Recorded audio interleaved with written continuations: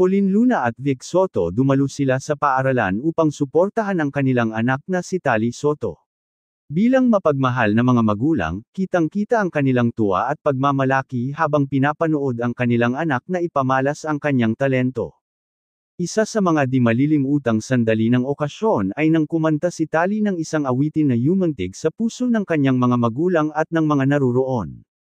Isang patunay ito na ang pagmamahal at suporta ng mga magulang ay may malaking papel sa paghubog ng kakayahan at kumpiyansa ng isang bata.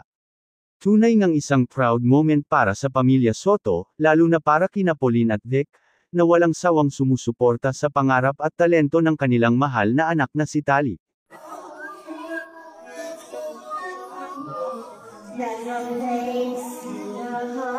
That